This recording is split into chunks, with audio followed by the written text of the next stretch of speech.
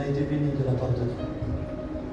Pour nous, ça a été une grâce de venir ici avec mon foyer. L'année dernière, on n'a pas pu venir.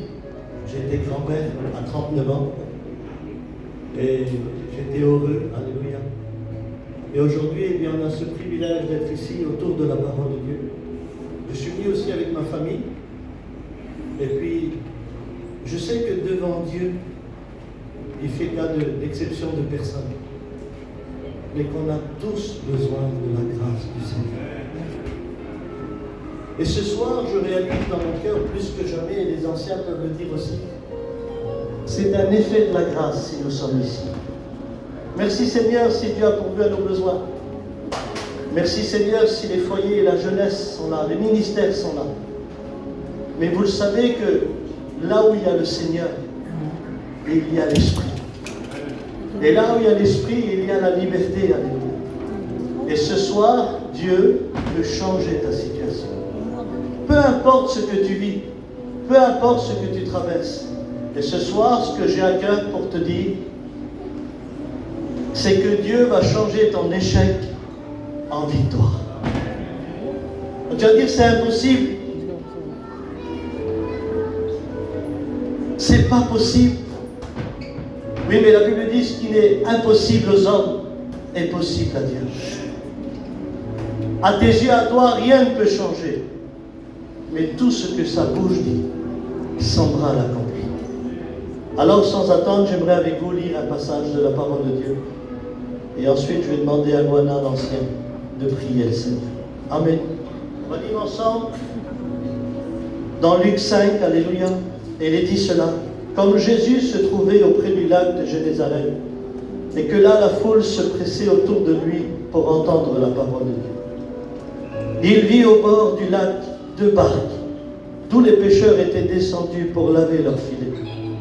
Il monta dans l'une de ces barques qui était à Simon et le pria de s'éloigner un petit peu de terre. Puis il s'assit dans la barque et enseigna le peuple. Lorsqu'il eut cessé de parler, il dit à Simon, « Avance en pleine eau et jetez vos filets pour pêcher. » Simon lui répondit, « Maître, nous avons travaillé toute la nuit sans rien prendre, mais sur ta parole, je jetterai le filet. » L'ayant jeté et priront une grande quantité de poissons, et leurs filets se rompaient. Ils firent un signe à leurs compagnons qui étaient aussi dans l'autre barque à venir les aider. Ils virent et rempliront les 2 barques au point qu'elles s'enfonçaient. Quand il vit cela, Simon-Pierre tomba aux genoux de Jésus et dit, « Seigneur, retire-toi de moi, parce que je suis qu'un homme pécheur, car l'épouvante l'avait saisi, lui et tous ceux qui étaient avec lui. » Jésus dit à Simon, « Ne crains pas désormais, tu seras pécheur d'hommes. » On prie le Seigneur ensemble. Amen.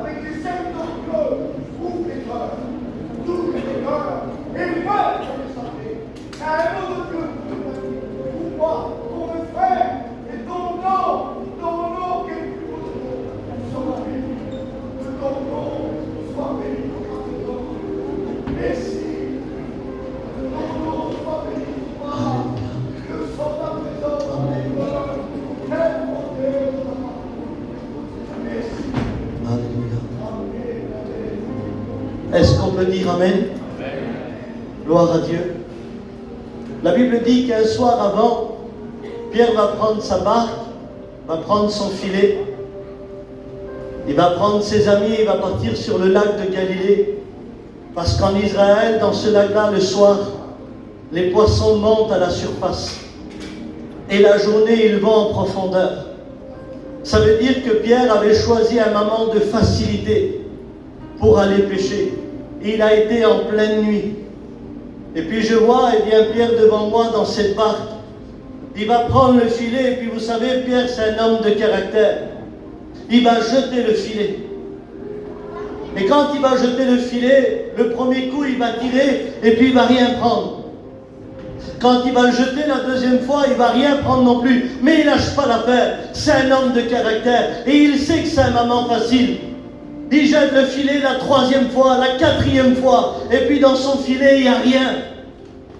Ça a dû être une nuit difficile, compliquée, alors que ça devait être une nuit facile à prendre des poissons. Que la pêche soit un fruit et que sa barque soit remplie.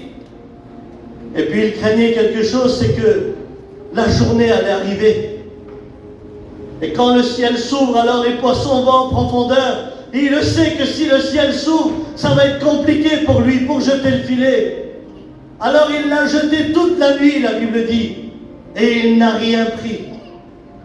Et quand le ciel s'est ouvert, alors il n'avait plus envie de jeter le filet, parce qu'il savait que les poissons ont été en profondeur.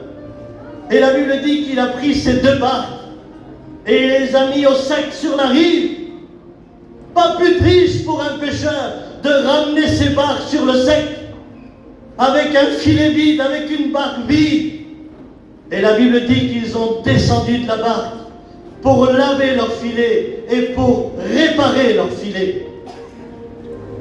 Et puis certainement, pendant que Pierre était là, il a dû se dire comme tous les hommes, pourquoi tout est difficile pour moi? Pourquoi tout est contre moi? Pourquoi quand j'y vais que c'est facile, c'est difficile? Il a dû se dire, mais je suis poisseux, je suis maudit. C'est pas possible, les poissons étaient à côté de moi. J'ai été la nuit, ils devaient être dans le filet. Pourquoi j'ai rien pris?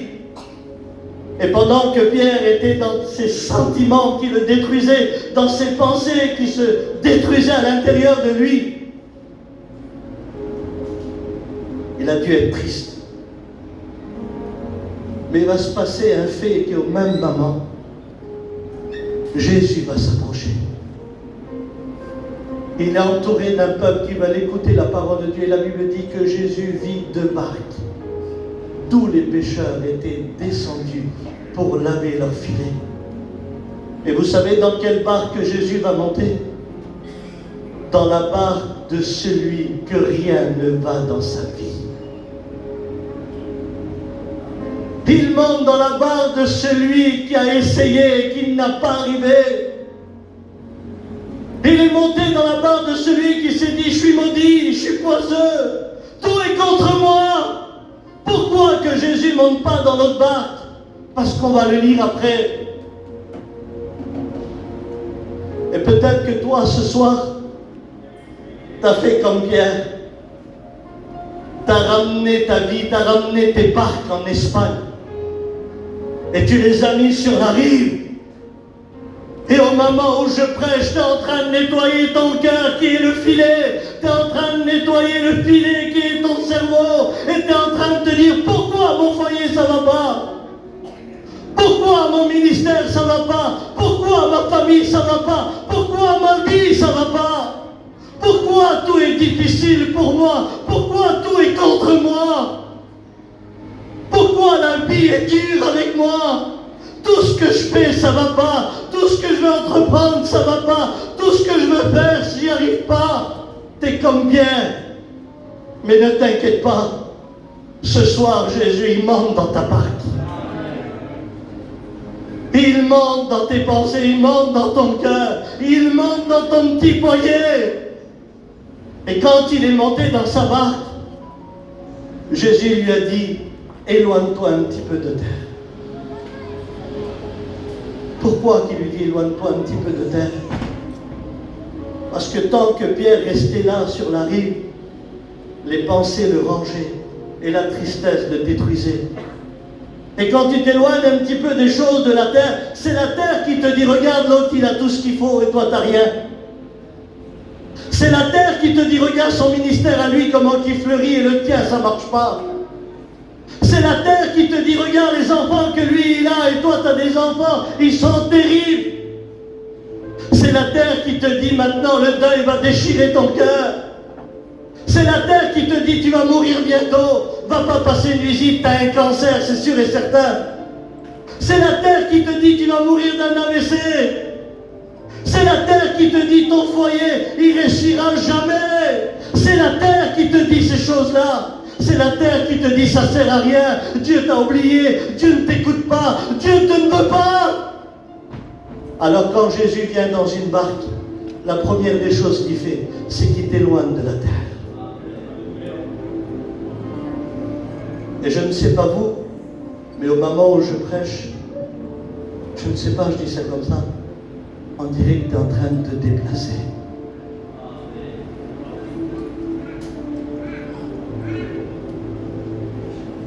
Toi qui réparais ton filet, toi qui le nettoyais,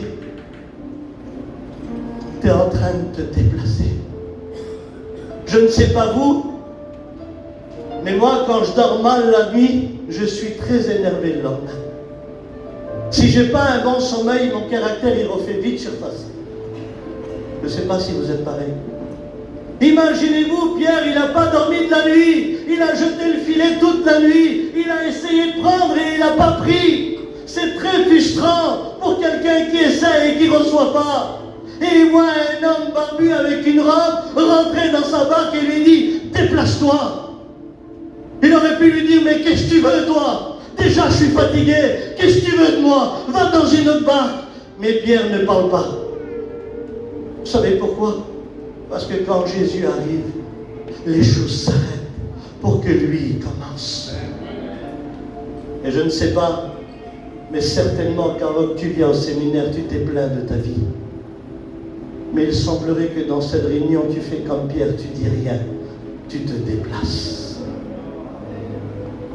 Et pendant qu'il se déplace, la Bible dit que Jésus va prêcher et il va enseigner le peuple. Je ne sais pas vous, mais j'aurais aimé être là. Imaginez-vous quand on écoute les hommes de Dieu. Vous avez vu hier la réunion? J'étais là et j'étais cloîtré sur ma chaise et j'écoutais, je pleurais. Quand les anciens prennent la parole, je suis béni. Imaginez-vous, Jésus était en train de prêcher. Pierre ne le sait pas. Mais la Bible dit dans Romains 10, 17 que la foi vient de ce qu'on entend. Et de ce qu'on entend vient de la parole de Dieu. Pendant que Pierre était là dans la barque, avec son filet qui était déchiré par la ferraille, déchiré par la saleté de la mer, il n'avait rien à l'intérieur. Son cœur commençait à être rempli de la parole de Dieu. Et la Bible dit, alléluia, que tout est possible à celui qui croit. Pierre ne le sait pas, mais il y a un homme dans sa barque qui a dit un mot et les anges ont existé. Il a dit un mot et la terre a existé. Il a dit un mot et les étoiles ont existé. Il a dit un mot et les animaux ont existé. Il a dit un mot, l'étendue de la terre a existé. Et il était dans sa barque en train de prêcher. Je ne sais pas si tu te rends compte ce soir, mais celui qui a tout créé, il est tout près de toi ce soir. Et la Bible dit que lorsqu'il eut cessé de parler, oui, parce que Jésus ne fait pas que parler, il agit aussi. Il va lui dire, Pierre, avance en pleine eau pour jeter vos filets. Mais là, Pierre, il est là, et son cœur est touché. Il a écouté Jésus parler, comme tu écoutes ce soir la parole de Dieu. Et il est en train de lui dire, Seigneur, écoute, j'ai essayé toute la nuit et ça n'a pas marché. Et là, tu me demandes de jeter le filet la journée, mais les poissons vont en profondeur. Si c'est de moi, Seigneur, je ne le fais pas. Mais ta parole a fait naître dans mon cœur une lueur d'espoir. Est-ce que je n'ai pas arrivé hier, aujourd'hui, je sais que je peux le faire. Sur ta parole, Seigneur, je jette le filet. Sur ta parole. Parce qu'après ton message, j'ai réalisé que tout peut changer. Et ce soir, peut-être, que le Seigneur va te faire aller dans ton échec. là où tu as été blessé, là où tu as été humilié, là où tu es tombé, là où tu es devenu rétrograde, là où tu n'as plus voulu te baptiser, là où tu n'as plus voulu servir, là où tu n'as plus voulu répondre à l'appel au ministère, là où tu n'as plus voulu être responsable d'une salle, d'une région, là où tu as été blessé, humilié par les hommes. Personne n'a envie de retourner à son échec. Mais Jésus est en train de lui dire dans le message, hier tu étais sans moi, aujourd'hui tu es avec moi. Et ça change tout quand lui il est là. La Bible dit qu'il a jeté son filet. Quand il a jeté son filet, il y a tellement de poissons à l'intérieur, mais je vais vous faire rigoler d'abord. Je vais faire une petite blague avec vous. On va descendre dans le monde sous-marin. Pendant que Pierre et Jésus parlaient, et que Pierre a jeté son filet sur la parole de Jésus, les poissons se sont parlé, mais en profondeur. Et ils ont dit, t'as vu, c'est encore Pierre. Quel rangeur. T'as envie d'y aller, toi? Non. On s'en va, à chaque fois, c'est lui qui vient. Et quand les poissons partent, il y en a un qui vient et dit, hé, arrêtez! C'est pas Pierre qui nous appelle, c'est notre Créateur. Ramenez vite dans le filet. Il dit, et la chose arrive. Il ordonne, et elle existe. Il dit, j'ordonne à la bénédiction de te poursuivre. Il peut faire naître aujourd'hui les choses que tu cherches il y a des années pour ton foyer, pour ton cœur, pour ta famille. Mais est-ce que tu es prêt à lui faire confiance? Est-ce que tu es prêt à prendre le filet dans ta main où il n'y a rien dedans? Est-ce que tu es prêt à passer à l'acte? J'ai vu un reportage sur la pêche. Il y en a qui ont des filets de grue. Ça, c'est des milliardaires.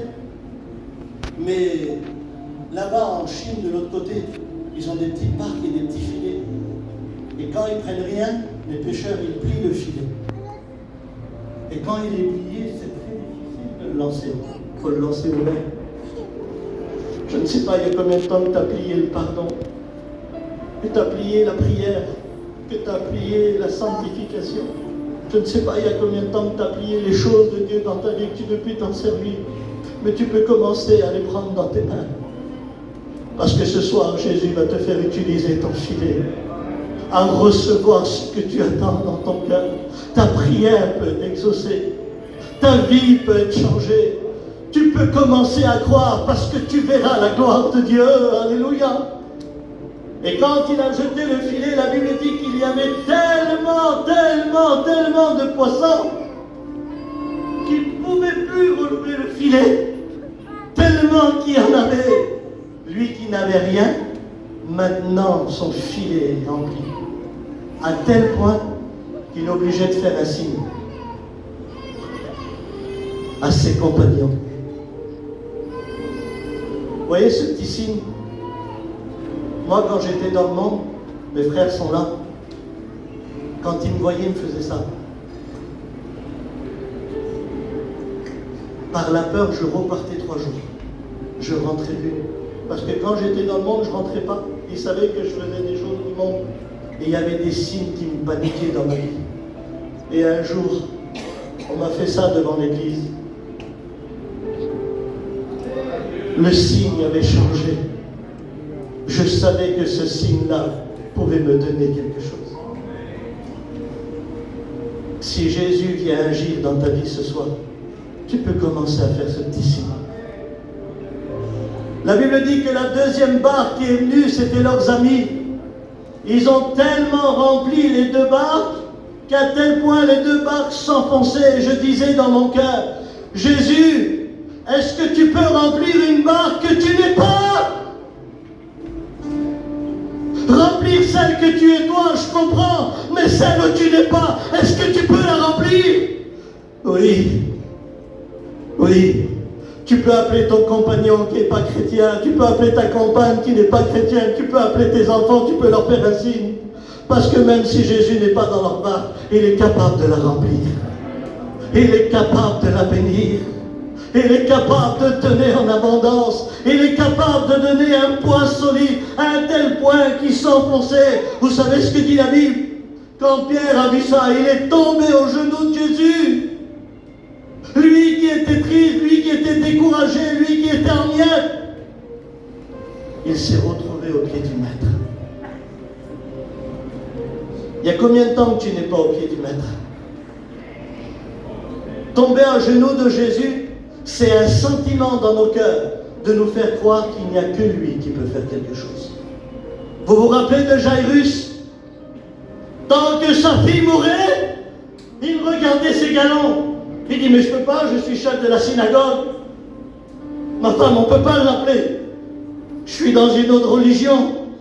Et sa femme est là, oui, mais la petite est en train de mourir. Et lui, il regardait ses médaillons. Oui, mais le grand rabbin m'a mis chef de la synagogue. Mais je ne peux pas. Et la femme disait, oui, mais la petite est en train de mourir. Et puis là, il regarde ses galons, il regarde sa petite, il regarde ses médaillons, il regarde sa petite. Et il s'est dit, mais il n'y a que lui qui peut sauver ma fille. J'oublie mes médaillons. J'oublie mon orgueil. Et je vais courir appeler Jésus. Et quand il est sorti de chez lui, il a tombé au genou du Maître. Et il a dit, viens vite dans ma maison, parce que ma fille meurt. Pierre a eu le même sentiment et il a compris que celui qui était dans sa barque, il pouvait tout. Il a dit, Seigneur, éloigne-toi de moi, car je suis qu'un pécheur. Jésus lui dit, désormais, ne crains pas, car je veux faire de toi un pécheur d'homme. Seigneur, pourquoi tu l'appelles à le servir? Parce qu'Abraham, s'il a mis son cœur à jeter le filet toute la nuit pour prendre des poissons, il va mettre son cœur à prêcher des messages pour sauver des âmes. Alléluia. S'il a mis son cœur toute la nuit à persévérer pour remplir son filet, il va mettre, alléluia, ses genoux par terre à remplir le ciel des âmes. Alléluia. Alors je vais me servir de lui, de ses échecs, je vais en faire des qualités. Et de ces qualités, je vais en faire des bénédictions. Quitte ta barre, quitte ton filet, suis-moi. Et Pierre l'a suivi. Parce qu'il avait compris qu'avec Dieu, il pouvait tout avoir. Mais aujourd'hui, est-ce que tu es prêt à lui faire confiance? Est-ce que tu es prêt à retourner sur ton échec? Est-ce que tu es prêt à lui obéir? Est-ce que tu veux voir ton foyer rempli? Est-ce que tu veux voir, ton cœur rempli?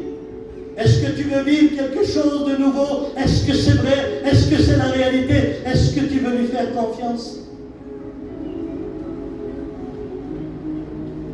Alors avance en plein nom. Je n'ai pas envie d'y aller, Abraham. Non. Si je vais là-bas, c'est les soupçons. Je vais me rappeler de ce que mon mari m'a fait, de ce que ma femme m'a fait. Je ne peux pas retourner là-bas. Retourne à tes échecs parce qu'il y a une victoire qui t'attend. Je ne peux pas aller là-bas, Abraham. C'est là où on a parlé sur ma fille. On l'a sali, on l'a blâmé. On l'a sali sur les réseaux sociaux. Je ne peux pas pardonner ces gens-là. Avance en plein nom. Dieu change le mal en bien. Retourne à ton échec. Non, Seigneur, je ne peux pas aller là-bas. C'est là-bas que je suis tombé.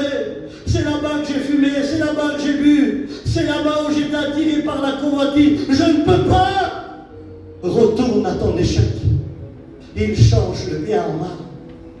Si tu le crois, tu verras la gloire de Dieu. Avance en plein eau. C'est une pensée que je ne sais pas dans la Bible. C'est une petite pensée. Imaginez-vous que Jésus serait venu le soir au moment où il pêche. Et qui dit, Pierre, jette ton filet à droite. Vous savez ce que Jésus avait dit? Mais je connais mon métier. Pierre, il l'avait dit. Je suis pêcheur, moi. Ne t'inquiète pas, Jésus, laisse-moi faire. Je sais où c'est qui sont les poissons. C'est mon métier. Si Jésus serait venu à ce moment-là, il n'aurait jamais vu la gloire de Dieu. Mais Jésus savait à quel moment venir. Il est venu dans un moment où ses barques n'étaient plus sur l'eau et son filet était vide. Et j'aimerais te dire qu'en ce moment, tu as tout essayé dans ton foyer, tu as tout essayé dans ta vie, et il n'y a rien qui va. Au bon moment, Jésus est venu te voir. Éloigne-toi un petit peu de la terre. Et si c'était ce soir, que t'appartiens à Dieu. Je ne suis pas prophète. Je ne suis qu'un simple serviteur comme mes frères. Mais je le sais ce soir. Je ne sais pas il y a combien de temps que ta barque est sur la rive et qu'elle n'est plus sur l'eau parce que tu es découragé, parce que tu es en miettes, parce qu'il n'y a plus rien qui va dans ta vie. Jésus monte dans ta barque et il te dit éloigne-toi. Il te dit avance. Il te dit jette ton filet. Il te dit suis-moi. Si tu lui fais confiance, et il y a des conditions qui vont apporter la bénédiction dans ton foyer.